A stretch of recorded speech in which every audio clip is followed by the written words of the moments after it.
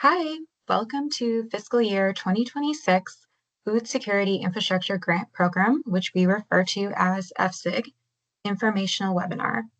We are from the Massachusetts Department of Agricultural Resources, Division of Food Security.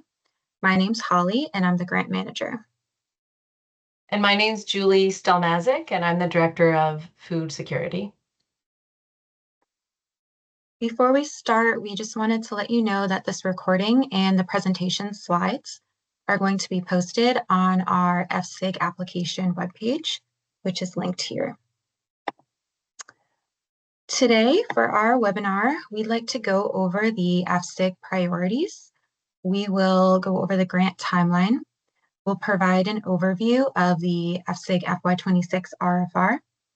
We'll talk about the application and submission process. We'll provide an overview of the review process and give you all guidance for submitting questions. We also wanted to say that this webinar is to go over high-level information provided in the RFR. We aren't able to cover everything today, so we highly encourage all applicants to read through the RFR in its entirety. We wanted to provide a little background on the new division, which started in the fall of 2024 to advance food security efforts and initiatives within MDAR and across other state agencies. This includes coordination and evaluation of policies and programs, as well as oversight of the Food Security Infrastructure Grant Program.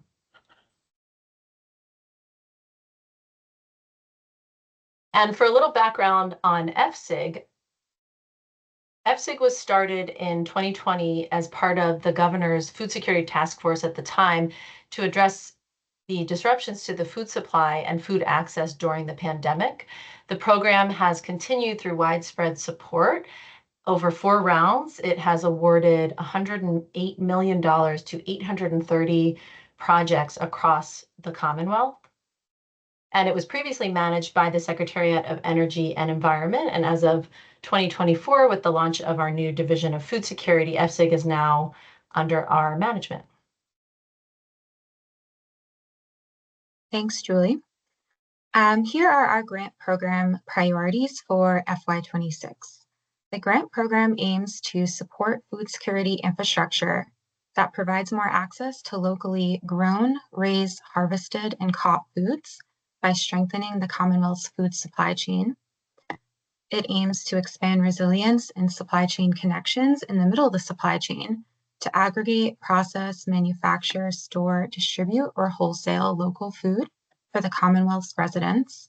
So essentially increasing the production and consumption of local foods and expanding and protecting the physical infrastructure that keeps locally raised foods safe, fresh, and accessible, particularly during supply chain disruptions. Here's some important information about the grant that we wanted to mention at the start, since we're often asked about it. This is a capital infrastructure grant only, so that means durable equipment purchased new that will ideally last more than 5 years, and contracted labor costs. This is a reimbursement grant program, so only after the equipment is paid in full and in the awardee's possession can we reimburse. We can't reimburse for financed or leased equipment.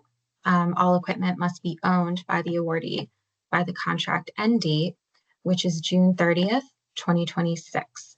However, we will review extensions on a case-by-case basis, but only for larger projects, so about $500,000 plus. There's a 20% cash match requirement, which we'll talk about in more depth later on. And the minimum award is $10,000 and the maximum award is $1 million. Now let's talk about the grant timeline. So the application will be open for 6 weeks. All applications are due by Monday, May 5th at 4 p.m. If you have any questions or you'd like to submit reasonable accommodation, please do so by Monday, April 14th at 4 p.m. After all the applications are submitted, we'll have a review period that will take place May through August 2025. We hope to announce awards in August or September of 2025 and send the awardees their contracts in September 2025. And again, the contract end date or the project completed date is June 30th, 2026. All right, eligible applicants. So eligible applicants must contribute to the Commonwealth's food system and food supply chain and benefit residents of the Commonwealth. Applicants must be an eligible entity and eligible applicant type, have been in operation for a minimum of 3 years, and have the ability to enter into a legally binding agreement with the Commonwealth. Here are the eligible entity types, so for-profit businesses, nonprofit organizations, and public and tribal entities. And here are all of the eligible applicant types, which I won't read through, but you can see they span from production to the middle of the supply chain, to markets, to direct to consumer. Now I'll hand it back over to Julie to talk about the project types. Thanks, Holly. So for the FY26 round, there will be slightly different changes to how it was structured in previous rounds, and that is to focus more on these 4 project types, which are interventions across the supply chain: expansion of agricultural and seafood production, local and regional mid-supply chain expansion, food access and availability, and lastly, emergency preparedness and food system resilience. And this one is only for municipalities and tribal entities. Based on the purpose of the project, applicants must select just one primary project type for their project. In the next few slides, we will give some examples of what these can look like. So for the first project purpose, expansion of agricultural and seafood projects production, you can see here are some eligible project types and purposes. These are not extensive. There are other examples, but we wanted to provide some examples of increased food production. This might be season extension equipment or infrastructure such as greenhouses. It might be equipment for fishing boats that support climate adaptation or new species that are landed in Massachusetts. It includes on-farm equipment that increase efficiency or expand cultivation, aquaculture, slaughterhouse, etc. For the second project type, focus on local and regional mid-supply chain expansion. These projects should develop or strengthen those middle of supply chain activities such as distribution, cold storage, value add processing, wholesale distribution, etc. And you can see some examples here of what that might look like. For the third project type, food access and availability, this is more focused on consumers and eaters. So this is looking at projects that are increasing the consumption of foods grown, raised, harvested, or caught in Massachusetts. This includes emergency food assistance providers, food service operations such as schools, correctional facilities, etc. And you can see some examples here of projects that might increase consumption, such as at farmers markets, cold storage, kitchen equipment, facility renovations, etc. And for the last category, emergency preparedness and food system resilience, these are looking more at those critical food supply chain infrastructure projects that are ensuring a safe and long-term food supply for the Commonwealth. You can see some examples here, whether it's looking at port infrastructure that supports the local fishing industry, or equipment or adaptive infrastructure that protects those parts of our supply chain that ensure a safe food supply. And now I'll pass it back to Holly. Thank you. So now we are going to talk about the match. We are often asked about the match, so we wanted to take some time to explain. The match is based on the project total eligible under FSIG. It's a required 20% match for all applicants, and the total project cost must include eligible expenses only. So in other words, 80% of the eligible project total could be funded through FSIG. If the project exceeds 1.25 million, applicants are required to provide a higher match than 20%. MJAR will not fund more than 80% of the project or exceed an award amount of $1 million. It must be a cash match. Unfortunately, we cannot accept in-kind matches such as staff time or donated goods or items. No other state grant funds can be used as a match either. The ability to contribute this cost share commitment must be demonstrated as part of your application response. And you can read section 4C of the RFR for more information about the match. We also wanted to provide an example of how the match works. So this is an example of a school applying for kitchen equipment. So they are requesting a convection steamer, a tilting kettle, 2 freezers, 2 heated cabinets, and freight. So you can see that this whole project is eligible under FSIG since it's durable equipment contributing to food security. The total project cost is $66,454. 20% of that total is $13,291. So $13,291 would need to be contributed by the applicant in the form of a cash match. Therefore, the FSIG request would be $53,163. So the FSIG request should be the total project costs minus the applicant match. All right, now evaluation criteria. So applications will be evaluated based on this criteria. This is really important because the application and score sheet will directly align with this evaluation criteria. We're going to go through each one individually in the next few slides. But for now, just wanted to say that background and project need will account for 35% of the application score. Impacts will account for 30% of the application score.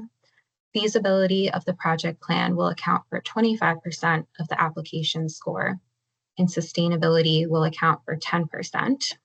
As a reminder, the FY26 proposals will be evaluated by the project types that Julie went over earlier, and how the projects will have an impact on food security and supply chain resilience.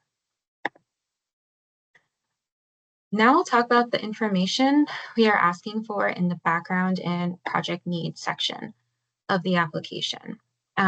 So we'll be asking for sufficient background context on the organization and business that is applying.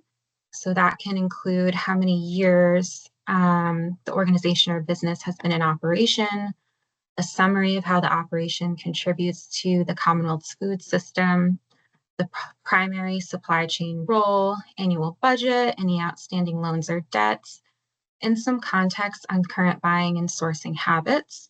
We'll also consider business plans if they are submitted with the application. And based on the project type and purpose that the applicant selected, again, going back to what Julie talked about earlier, the proposal should demonstrate how the project will meet FSIG goals. The response should explain how the project will positively impact the Commonwealth's food system, will increase the availability of nutritious food, and contribute to a more secure food supply. Applicants should demonstrate who the primary project beneficiaries will be and other stakeholders who support the need for the project.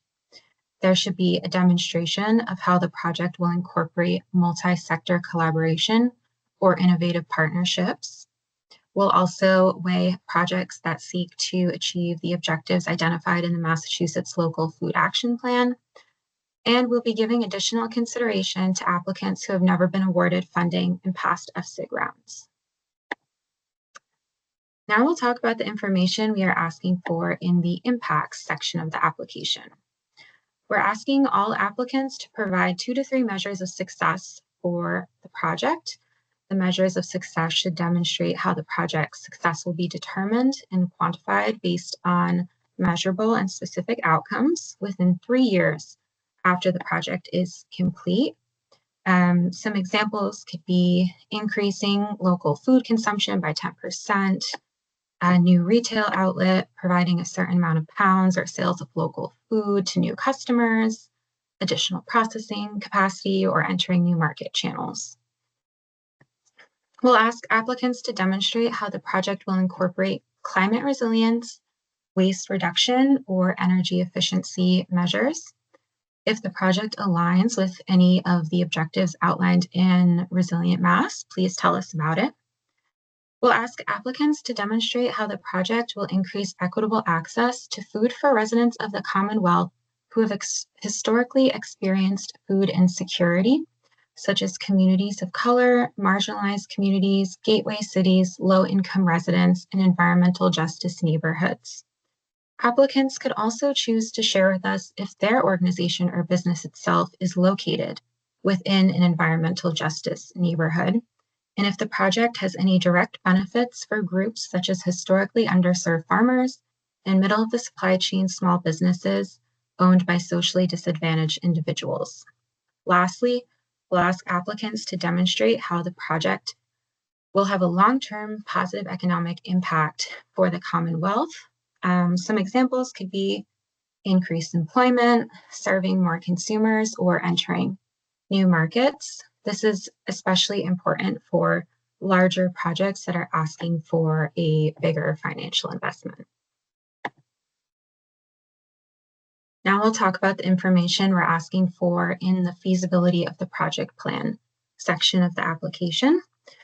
So we ask that the project should be realistic and well justified with clear, cost-effective measures for achieving project goals. There should be a well-defined budget. If there's any permitting requirements associated with the project, the applicant should adequately address them. There should be a demonstrated ability to provide a sufficient match and ability to fund upfront project costs, since this is a reimbursement program. The project should have a clear, achievable timeline, including completion dates. We'll consider the extent to which the applicant identified their capacity and ability to administer the project. So there should be details about key personnel, their responsibilities, and qualifications. And lastly, given the knowledge of the applicant's overall operation in combination with the proposed project details in the RFR priorities, we'll be evaluating if the project is a good investment overall. Consideration will be given to projects that provide benefits in line with the amount requested in relation to their annual operating budget and size, if they previously received FSIG funding and had an impactful project, and how the operation aligns with MDR's environmental justice policy. Lastly, the sustainability section, where we will be asking applicants to demonstrate how their project will be maintained for maximum longevity. This includes upkeep and maintenance costs of the equipment and infrastructure and sustaining any partnerships or collaborations that were identified. All right, documentation. We do have some required documentation. All applicants are required to submit a project budget. This should include the total project cost, the match, and the total funding request from FSIG. And just a reminder again that the applicant cash match plus the total funding request from FSIG equals the total project cost. We do have a budget template available at the end of our RFR. I believe it's attachment B. So you have the option of using that or not. We also require quotes from vendors and contractors. Failure to provide the project budget and quotes will disqualify the applicant. In addition to the required budget and quotes, applicants have the option of submitting some additional documentation for consideration. We strongly encourage larger and more costly projects to submit these additional documents, which can include letters of support, letter of a match, and a business plan created or updated within the last 3 years. So another frequently asked question we receive is about how to submit the application. The application must be submitted through the online portal. The link is provided in the RFR and on our FSIG webpage. We provide a copy of the application in attachment A of the RFR, but all it is a copy or a template that you could use as a reference. Please do not submit any hard copies or emails. Just a reminder to allow adequate time for submission. Consider any potential delays that may come up because we won't accept any applications submitted after that Monday, May 5th deadline at 4 p.m. And please only submit one application per operation. There will be 3 rounds of review following the grant application period. The first is the administrative review, where we will check for eligibility, completeness of the application, and required documentation submitted, and any risks for noncompliance. Applicants that pass the administrative review will go on to a technical review. This is where applications will receive point scores based on the evaluation criteria that we discussed earlier. There could be a potential site visit if additional verification is required, but a site visit does not guarantee funding. The final recommendations will be conveyed to the Commissioner of Agricultural Resources and the Secretary of the Executive Office of Energy and Environmental Affairs for final decisions. All acceptances shall be conditional upon the availability of funding. Once the review period has ended and award decisions are finalized, applicants will be notified via the primary email address that they list on the application if they were selected for funding or not. So, applicants selected to receive an award will be subject to project terms and required to enter into a legally binding agreement with the Commonwealth. We don't have time to go over information about contracting, reporting, and reimbursements, but we highly recommend that you read through sections 6 and 7 of the RFR to learn more about these project terms and deliverables. All right, questions and support. If you have any questions, please submit them to the email listed here, fsiggrant@mass.gov. The deadline for submitting questions is 4 p.m. on Monday, April 14th. We will record all of the questions and post them on our webpage in a Q&A document so that all applicants can see what questions came in. We do have to say we cannot assist in the preparation of your grant applications. In order to maintain the integrity of the competitive process, we can't advise or provide individuals with any information regarding specific applications during the solicitation process. But if you have any other questions, we'll do our best to help you out. We wanted to end by talking about what resources are available to you on the FSIG application webpage. Of course, the RFR is there along with attachment A, the application. Again, just for reference, please don't email us or send hard copies of the application. It has to be submitted through the online form. And attachment B, the budget template that you are welcome to use if you like. And attachment C, which is an optional environmental justice questionnaire. We'll also have our Q&A document and this informational webinar and a copy of the slides. And I provided a link to the webpage again. Thank you very much for watching.